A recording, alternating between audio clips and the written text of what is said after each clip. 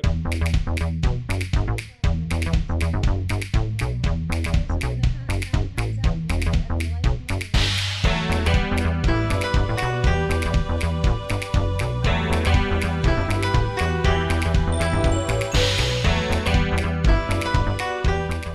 welcome to Salem GASworks, a guild of artistic sorts, the North Shore's multimedia arts and entertainment network. I'm Sara Maurno, and this is my husband, Dan. And as we always say, if you're flipping the dials, don't pass gas, stay a while.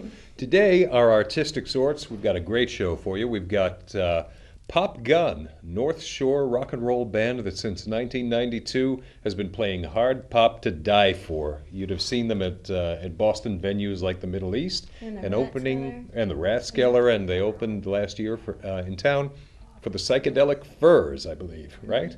But first, we're going to visit with Loki La Chapelle, who is a tattoo artist with his own shop here in Salem, which is Salem Ink Tattoo. Yep. That's right. And he's the proprietor of the Wormhole Gallery down on Washington Street, which caters to local artists and Salem State students, if I recall correctly.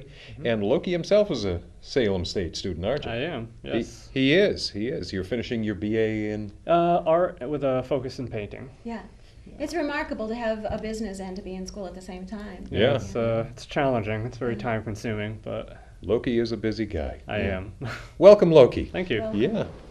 Tell me, what sort of void did the Wormhole Gallery fill? Actually, you had your shop and you were saying this empty space next door needs to be a gallery. Well, I started at Salem State right around the time that the gallery that I started school at Salem State, the tattoo shop opened.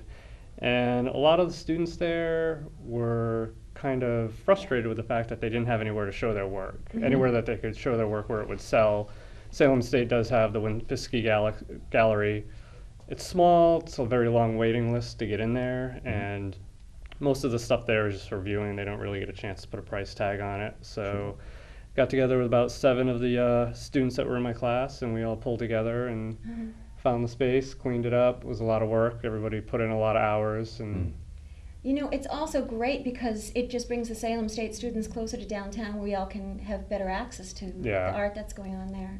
Yeah. And it's become a working gallery too. It started where we were just doing shows, but now people are actually in there painting and sculpting, and so it's a good place for everybody. That's great. Fantastic. How long has it been open?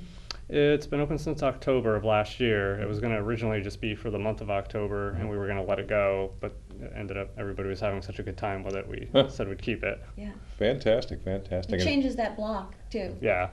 And it started off chiefly Salem State students, but now you've got more artists from around town? Yeah, the first month in October was all Salem State University students, and then slowly it's become, I'd say it's about 50 now, students, local artists, because people just keep passing by and then popping in and asking how they show their work, and so it's nice to have a mix, because now we have some older people, some people who've been in the art community for a while, and it's nice to see the students and the older artists interacting more. Yeah, you know, the artists around here do lament that there just isn't enough gallery space to get to get your square footage or however they measure it.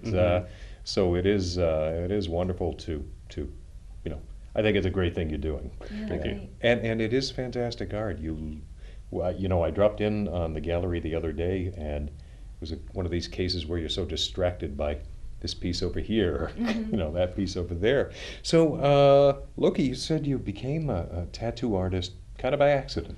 Is that right? Yeah, I went to school for graphic design, just a 2-year degree down in Connecticut, and I was thinking about going on for 4 years at the time, but I just wanted to kind of get out and start working, so I moved up to Boston in 2000, got my first job in graphic design at Boston University, and did that for a few years until I met some local tattoo artists, and one of them ended up being my best friend, roommate, and one thing led to another, and I just started learning how to tattoo through her, became an apprentice, kind of never intending on being an apprentice, and it just sort of happened. And then when the economy kind of dropped out, like in 2001, and a lot of the graphic design jobs went away, I figured I would just tattoo for a little while until things picked up. But by the time they picked up, I was just like, I'd much rather do this full time than go back to an office. Can I ask a question? Mm-hmm. Do you remember what your first tattoo was? Yes, it was a tribal phoenix on a friend's hip. Nice. friend's Very nice. And I was very nervous. Yeah, Wow. yeah. I was an apprentice, and I went to start and didn't realize that the entire shop was standing behind me, like over my Wow. shoulder watching. So Yeah. it was pretty nerve-wracking being the first one. Mhm. Yeah, he was telling me the other day that as the apprentice, every once in a while they gave him the the difficult cases. Is that right? Yes. Yeah. Yes. Trusted you with them. Good. No slow pitches for you. Yeah. What was it you No, told me happened? there was a woman that came into the shop, and she had a very small outline of a rose tattoo on her foot, and she had been there before. And I could tell nobody wanted to tattoo her, and so they threw it to me, and I was like, wow, that's nice, because I'm really new at apprenticing. They trust me to do this. And then I realized that they gave her to me because she was just a nightmare to tattoo. Oh, The second I touched her with the needle, I ended up getting kicked in the face. oh really? Uh, Oh, wow. And everybody at the shop thought it was like the best thing. Okay, yeah. Yeah. Initiation. So, initiation, paying your dues. You could hear the laughter from the other room, and but They had you on camera too, I'll bet. no, I kind of wish I did. It would be funny to see now. So Yeah. did you wrap her up? I mean, how long did it take you? Something that should have taken probably less than 20 minutes took an hour. We Oh. had to keep taking a lot of breaks, and Did she tip well? I don't remember. I was just so happy when it was over. They had ice packs. Did you tip her? Get out. Yeah. So now, interestingly, Loki was telling me that when somebody comes in for a tattoo, it's really kind of you see the designs from which you can choose, and you see the design on the wall and the design books, but that's not usually the way people select a tattoo, right? Not anymore. I mean, I remember going with my dad and my uncles when I was younger, and everything was off the wall. And it's seeing people that have the same tattoo over and over was maybe like 20 years ago. Now people are a lot more selective about what they want. They have a lot of their own opinions. It's become more of, I want this piece of art on me, not this picture Personal, off of the yeah. wall. And most of the pieces have a story that go with them. So people will bring in a folder full of ideas that relate to, personal experience, a religious experience, something with their family, and then you put their work together with them. So it's a one of a kind. Okay. And So I'd say that's 80% of the time it's a custom piece. now. So Nice. you're kind of interpreting their vision. If these people were artists, this is what they would create then. Yeah, and that can be challenging because some people have a hard time communicating what's in their head, and if they don't have a lot of visual reference, it can be very challenging. And then did you show them a design before you put it on them? You say like, how about something like this? There must be a lot of that. Yeah, we usually start with a consultation. They'll come in, they can bring all their artwork and reference material. Usually have them come back in a week or two after we've had something at least sketched out. Sure. And then there's always changes. So it tends to go back and forth 2 or 3 times before you get a final design, but they do see it on paper before we start. Before you commit to Yeah. the flesh. Tell me about, you told me about an early work of yours with Buddha on like what was the story there? And we'll show a picture. I was still an apprentice. I was probably an apprentice for about 6 months, and I had only done very small pieces up until then, and I wanted to do something much larger. And I met this man who came in who was a Buddhist monk. And he wanted his entire back done with a Buddha sitting in a lotus flower and some cherry blossoms going down his shoulders. And it took a good chunk of the year. He would come in like every month and a half or so, and we'd do a little bit more. And he ended up being one of my best friends. I haven't seen him in years, but actually he'll be in town tomorrow. I'll see him for the first time in 5 good. years. He's been living on an island off of Panama, performing wedding ceremonies and What and an he- interesting guy. yeah, he's Wow. a pretty cool dude. You never think of a Buddhist monk with a tattoo. I Wow, that's really cool. don't know what the rules are there. Apparently He's a not. bit of a rule breaker, Yeah. so Oh, Yeah. that's great. And let's talk about another piece of your work. You told me about a fall scene on a woman's back, I think it was. Yeah. she has a series of fall leaves blowing down her arm. That was one that had a lot of personal meaning to her. She came in and she had a lot of changes going on in her life, and it's all, she was like, it represents impermanence and that things are constantly moving and changing, and fall is her favorite time of year. So And I believe it was her first tattoo, and it was fairly large. Yeah. You know, and so I like it when somebody comes in and has a real reason, a story behind it. It makes it more fun to do. Yeah. Sure, sure. So, and the gargoyle, what was?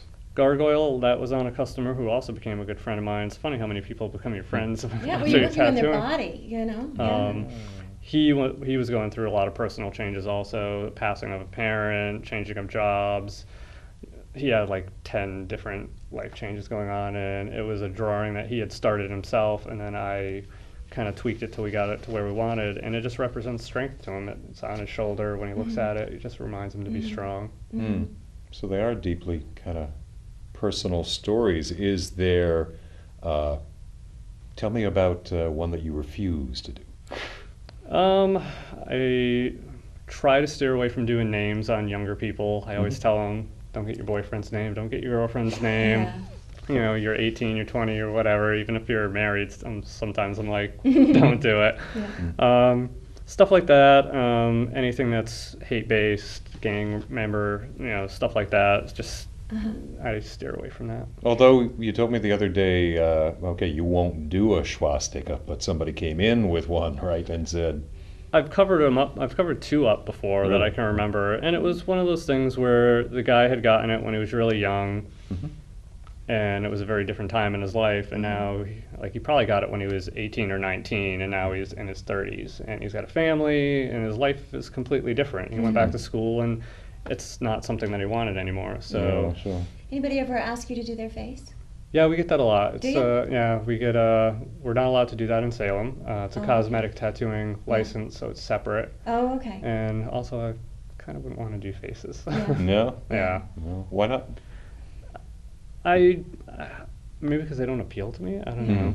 What's that exhibit that they had at the PBS exhibition? Maori? The Maori. Mhm. You know, Yeah. they The had traditional. The traditional, yeah. Yeah. Very different, though. Yeah, there's religious symbolism there, but I guess I would think if somebody was in their 40s and 50s and said, I want this, you know, a tattoo on my face, I would be more inclined to do that than a teenager, Yeah, certainly. You know. Yeah, the younger somebody is, the more I try to steer them away from things. A lot of times, another one that came in, a girl came in and she wanted the tops of her hands done. And it was her first tattoo, and I asked her what she was planning on doing for work, and she said she was in school to be a nurse. Oh, yeah. And so I was like, you kind of have to just think where you're going. You know, some jobs it's acceptable. You know, for me, it's never going to matter if I have a rose on my neck. If you're a musician or a photographer or something like that, compared to working like in a medical office. So I'll try to just give them a little bit of advice before they go ahead and do it. In the end, it's their call, but Sure. Is there one piece of work, one person out there walking around now with the tattoo that you consider your Sistine Chapel, your Mona Lisa, you know, the one of which you're absolutely the most proud? I couldn't pick one. No? Really? Yeah, I really couldn't, because they have so many different like memories attached to them and meanings, and sometimes the memory is just as important as how impressive the tattoo is. So it's really hard. Tell me about this piece of work. Medusa? Medusa is who that is. Yep. Okay. I'm a pretty big fan of mythology, so that was one I had gotten a few years back.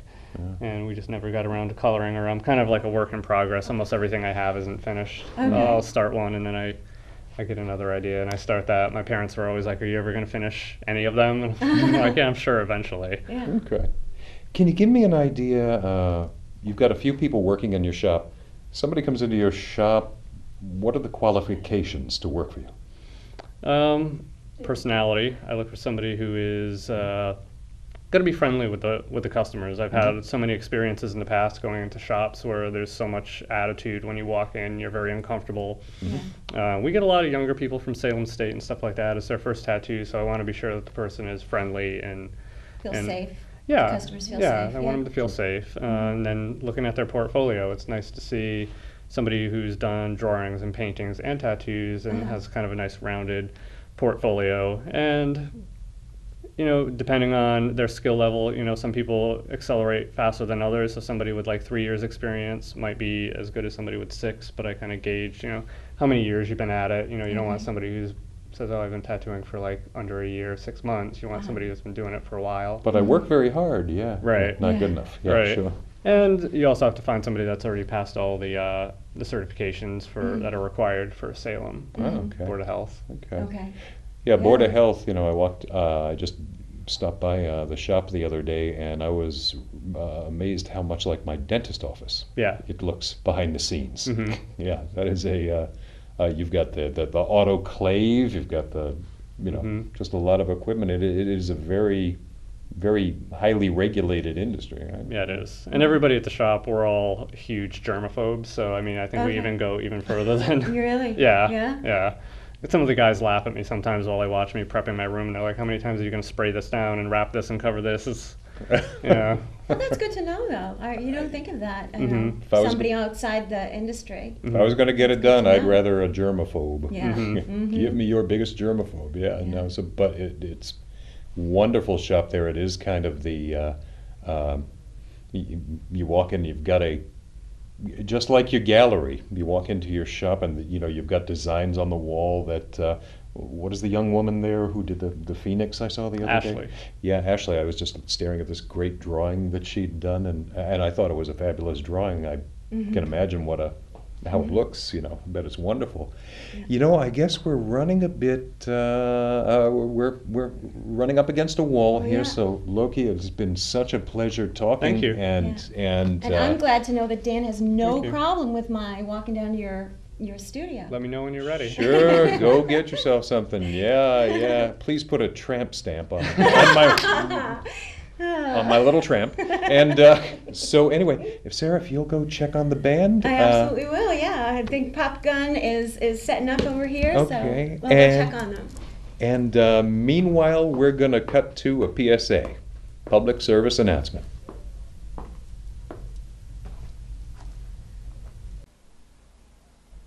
Oh, no PSA. Nobody had anything particularly interesting or helpful to say for the past couple of weeks, so no PSA. No PSA? Sarah?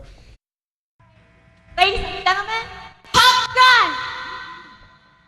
This is called No One Knows.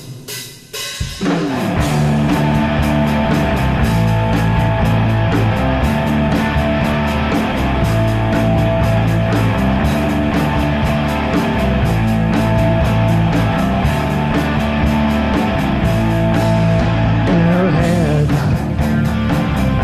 it's a beautiful world. In her bed, she's a lonely girl.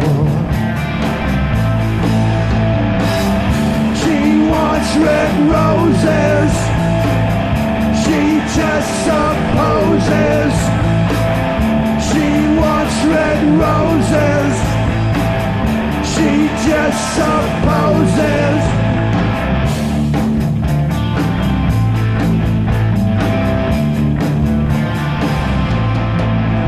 In the day, everything is alright. There's a chill, so fires burn, blood does slow, drinks to spill in the night. Yeah, she wants red roses. She just supposes. She wants red roses. She just supposes. Oh, put it together, pull it apart. Everybody's got a broken heart. I can tell by the way you smile. You've been holding it in for quite a while.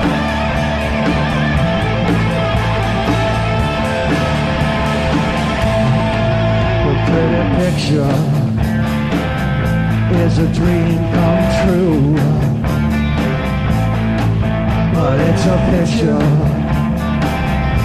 of her, not you. No, she wants red roses. She just supposes. She wants red roses. She just supposes. Oh, put it together. Everybody's got a broken heart. I can tell by the way you smile. You've been holding it in for quite a while.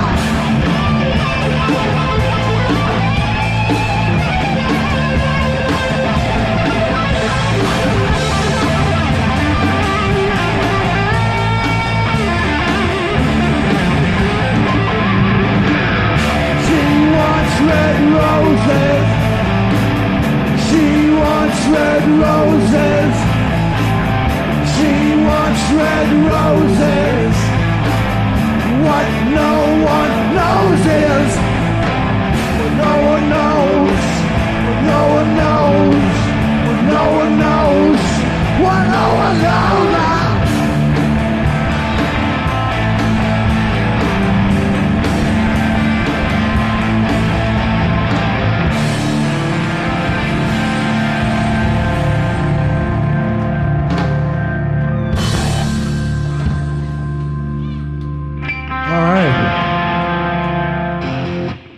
This is a song called Bitter Heart.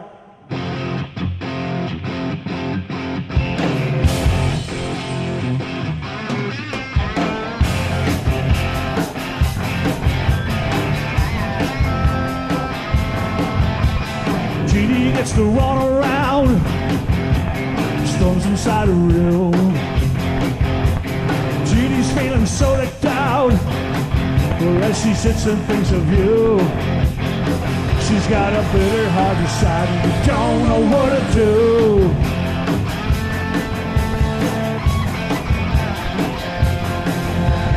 Bobby's got his solos down, walks into the room. Father lets her leg fall down through that empty room. Jeannie's feeling so left out, acting like a whore. Always hauling down, she couldn't take it anymore. They got a bitter heart inside and they don't know what to do. Bitter heart inside and you don't know what to do. Oh. So what you gonna do now? So why you feeling so knocked down? Don't really wanna know.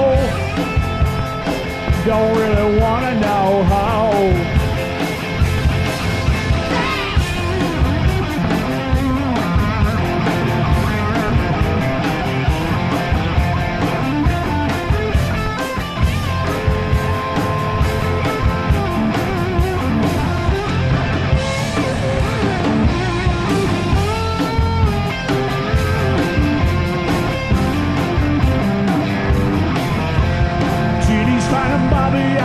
Like a dog, always falling down, she couldn't take him anymore. Well, Bobby's chasing Jeannie round, knocking on her door. Always feeling sorry, she lets him in again. They got a bitter on the side, don't know what to do. Bitter on the side, she don't know what to do. Bitter on the side, don't know what to do. Bitter on the side, they don't know what to do. Don't know what to do. Don't know what to do. Don't know what to do.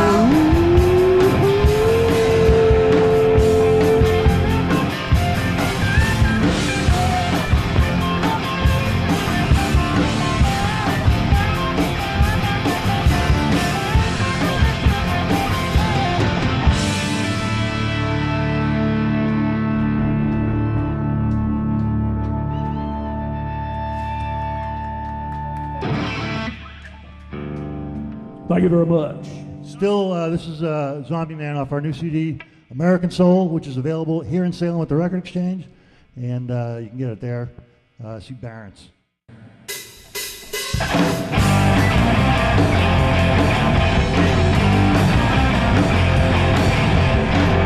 And a rockin' band, Jesus Christ and ran, wouldn't ever understand. Everyone across the land sing, dance modern, lover dance. Flip yourself into a trance, till you just don't stand a chance. Cause of all your ignorance, I'm mad. You're living free. come together right now over me, yeah. Boston to Tokyo, Beijing, they wanna go. London's that kind of town. Moscow's gone underground. Paris a fine romance. Beirut can't take a chance. Berlin still pays the rent. Zombies on the continent. Zombie man, living free. Come together right now over me, yeah.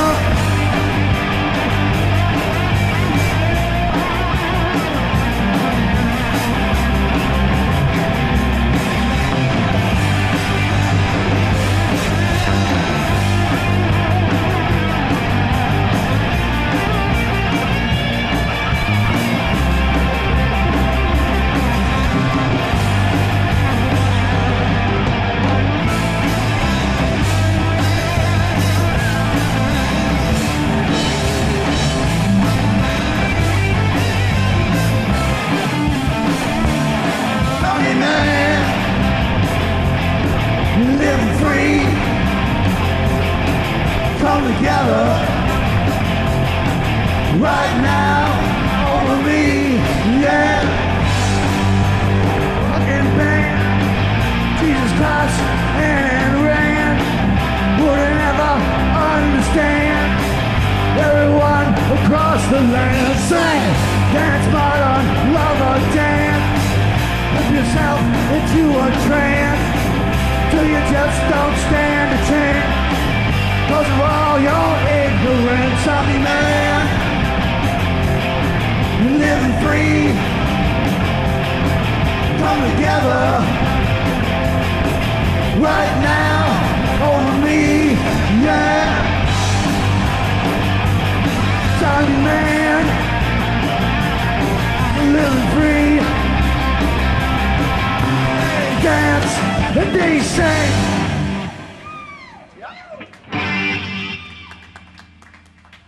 Thank you very much. Thank you to Sara and Dann from GASworks. Pop Gun. Thank you. Thank you so much. Oh my goodness, that was wonderful. Thank you. I had to take my shoes off for that. That was unbelievable. Thank you. Lots of energy. I think that's more energy than we've had on this show yet to date. Thank you. Oh, good. Thank you. Yeah, thank you very much.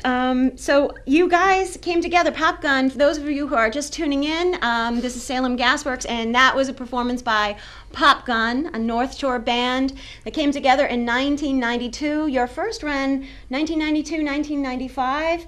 You were playing in all the local clubs, the Rat, TT the Bears, the Middle East, and colleges all around. Yep. All the local stations were playing you, WBCN and certainly FNX and GCY and certainly the college radio stations. And you had a lot of publications giving you shout-outs and rave reviews at the time. The Noise, what are some of the other? Metronome. And we had back then, we put out a 7-song cassette tape. It was just to get out there to get us gigs, whatever, and it got in the hands of some people in the press, you know, like we're saying, Pit Report, Metronome, and the Boston Phoenix. And people like that. I mean, it got really good reviews, so we started to get some outstanding gigs back then. You know, the Rat, Middle East TTs, like you said. It was a good run. That's great. We thought instantly we were going to be big stars because of that. So, well, 20 years later. Yeah, 20 years later. Hey, but you know, it was pretty amazing because I was going to allow those nightclubs back in the day. But when you guys hit the scene, I was already living out of state and I missed you, but now I get to experience you. It comes full circle. Comes full circle, and right in my own town, so that's great. I want to make sure that, so you guys have had a lot of things going on. You had a reunion in 2000. Very brief. With Shiloh McDonald. You want to give us a little bit of that background? Well, Shiloh was a guy, one of the guys at actually Salem State College who was really responsible back in the day for getting us a lot of airplay, getting us mentioned in CMJ and all that. And later on down the road, he started a record company, and even though we had been broken up for a while, he thought it wouldn't be great if those demo tapes that this band made, that Pop Gun made, would, you know, I could release on his record label. Great. And so we signed. Yeah. What happened, Jim? What happened? You left us. I did. Okay, is that the story, Greg? That's the story. We're sticking to it. So we decided that after probably the same reason that we broke up in '95, we just weren't getting along very well. And, but you put that kind of fire out there. It's like a relationship, a passionate relationship. You know, that's a lot of fire, and it can. It's a bit of a cliche, but it's kind of like a marriage, and things aren't Absolutely. going exactly like you want. Some people bail. Yeah. Yeah, but clearly you didn't let it come between you, because you've come back and forth a couple of times. In 2005, Sir Rex Crumb. You're the only one that hasn't quit the band. That's true, but Days young. Days young. Oh man. His turn now. So you have an album, Trigger. Trigger came out in 2006, I believe. And that was pretty much the demo tape that we'd done back in the 90s, most of those songs. Then a few new songs were recorded for that CD. Okay. And again, that, Carmelito, WAF, and BCN, people like that, gave it a nice bit of airplay. But alas, we broke up again. Yeah. You broke up again. Yes. Dun, dun, dun. But you keep coming back. We So keep coming back. you've been together again since 2010. Yeah. And you're recording again. We'll talk in a minute about your new album, which we just certainly got to hear a couple songs from it. And but last year you've been sharing the stage with some amazing bands. Tell us about that. Yeah, well, we played a gig. Well, what happened was a friend of Greg. Maybe you want to take this. Well, Tell the whole story. 2010 we were broken up and haven't spoken to each other in a long time. And I was in a punk rock band called Zippo Raid. And the lead guy in that band was Joe Kelly. And he worked at Salem State College at the WMWM. And he died of an aneurysm at 40 years old. Oh, and, my goodness. So Harry sent me an email and he just said, "Hey, dude, I'm really sorry." And that was the first time I heard from Harry in a while. And I just said, maybe we should get together before one of us dies, And then some scholarship stuff came along, and for Joe, in the memory of Joe. Oh, good. And they were raising money for his tombstone and his family and everything. So that's when we got back together to play some benefit shows for him and his family. Yeah. We What's played- important? Yeah. It seems like what's important Life's brought too you back short. together. Yeah. And what happened was we played some gigs for a guy who was organizing the event to benefit Joe Kelly and his family. And he's a promoter, music promoter, and he took a liking to us, and he got us a gig with the Psych Furs, and coming up. This is Stu. Stu Ginsburg, yeah. Stu Absolutely. Stu Ginsburg. So he's your management now. He is, yeah. Wonderful. And He'll deny it, but Yeah. No, I talked He to didn't him even know we were gonna last be here year when today, he so- was doing when you guys were doing the Psychedelic Furs. He's a lovely guy. Yeah, A lot he of fun. He's a very funny guy. he's a funny guy, Yeah, for sure. he's a funny guy. And so we got that gig, which was great. We played with the Neighborhoods and 360s, all other great local bands. Muck and the Myers last month at The Middle Classic East. Ruins. That Classic took me Ruins. way Yeah, back. Yeah. Wow. Yeah. Great guys, Frank and Carl, great guys. Yeah. And we have this gig coming up in November with the Smithereens too, which is. And where's that going to be? That's right here in town, isn't Old it? Town Hall in Salem. With the Smithereens. With the Smithereens. Oh my goodness. When are tickets going on sale? Probably not till September. At September, watch for tickets, Yeah. and Yeah. I'm jumping ahead, but and I'll repeat it again later. But Facebook is a good place to connect with people Yeah. who want to get tickets for that. Yep. Follow Pop Gun on Facebook certainly. The tickets will be available at Ticketfly when they come out. At Ticketfly, okay. But before we start going on to the gigs that are coming up, I want to make sure to give you a big congratulations and a shout out for the Grapevine. Yes. Yeah, tell us about that. Grapevine Restaurant, we Yeah, should say. Grapevine Grapevine Restaurant, in Restaurant. Salem, a locally renowned restaurant. My wife and I bought it 6 months ago. Yeah. And we're actually adding music to the otherwise fabulous restaurant side of it. So we have music Friday nights and Sunday brunches with Barrence Whitfield, Jerry Bedoin, brilliant jazz musicians playing here this Sunday. We've had Charlie Farron, Mary Lou Lord, a lot of great local musicians Yeah. playing at the restaurant. And because of my background, not just in restaurant and wine, but also music, I wanted to add that to it. And Yeah. It's going really well. You're a Chris and man I- of many colors. Yeah, well. he won't book many us though. sometimes, He but- won't book you, huh? No, Pop Gun is never playing at my restaurant. Author, sommelier. Yeah. What else is he? Bass player. Doing a lot. It's Unless you want to go acoustic, that would be interesting. We've done Pop that. Gun acoustic, Done it. really? Yeah, Yeah. a little more successfly than you would think. Yeah, I think we played on the radio. On WMFO we did Yeah. that, yeah. Acoustically. What I just also want to throw in there, because we are a maritime community, and you just opened a beautiful patio at the Grapevine, yeah, for sitting waterfront. outside under the moon by the river. It's beautiful. The grand Yes. opening No? Yeah. already happened. The beautiful patio. Come by and see it. Check Yeah, it out. great. So you mentioned Charlie Farron, and I know that Pop Gun in July is going to be doing a show. I want to say to you that we would not be sitting here today if it wasn't for Charlie's sister. No kidding. Oh, really? Sheila, Yeah. Sheila Farron Billings, who is a visual artist in the community, and she also has a background in music, but she's the one who introduced us to our producer Kevin Walker. No kidding. So yeah, it's a small world in Salem. It certainly is. But tell us again what your gigs are coming up. We're playing on July 12th at Stone Church in New Hampshire. What town is that? Newmarket. Newmarket, New Hampshire. Newmarket, with New Hampshire. Charlie Farron and Gyro Lula, which is Peter Gootz's is in that band. Used to be in the Vinnie Band, another great band from the 80s in Boston. And so Gyro Lula, Charlie Farron, and Pop Gun, July 12th. And then the Smithereens, November 14th at Old Town Hall. A few things in between that we'll let you know about. Yeah. So I just realized I didn't introduce everybody. Okay. So can we just quickly, before we get ready to sign off, can you just everybody introduce themselves in the band? The silent man on the right. Harry. Harry, what's your last name? Harry number 2. Harry number 2. Harry Sabian. Harry Zabian, welcome. Thank you. Jim Melanson. Jim Melanson, thank you. I'm Harry Z, but I want to be Harry number 2. You can be Harry number 1. I want to be Harry That's number very 1, generous. 2. I have no idea. Greg Walsh. And Greg Walsh. And the best place to find you again? It's, Facebook on Pop Gun Rocks, Facebook.com Pop Gun Rocks, and on Bandcamp at popgunrocksbandcamp.com. Okay. Rocks is spelled R-A-W-K-S. Okay. And also, for people who want to book you, they connect through Stu Ginsberg at Platorium. Entertainment. Yeah. Platorium Entertainment. We'll make sure that we post that through there. Sure. I can't thank you enough for Thank you for having a us. lot What's of the new energy. record? Oh my goodness! Great. Huh, this album is amazing. American Soul. First thing, I love the cover art. Tell us about the cover art quickly. That's Elizabeth Kikorsika. She's from Poland. How do you spell it? K-I... No. No, No, let me do it. Yeah. K-I-K-O Buy the CD, you get the S-I-C-K-A. Yeah, it's amazing cover art. We'll make sure to post it up there. And also, one last question. American Soul. Why did that resonate with you guys for a title? At this point in your like life. Grand Funk Railroad, we're an American band, and we have a We'll help you American party song it called down. American Soul, and that actually ties to the cover. There's a lyric in the song where I want to lick your bleeding eyes.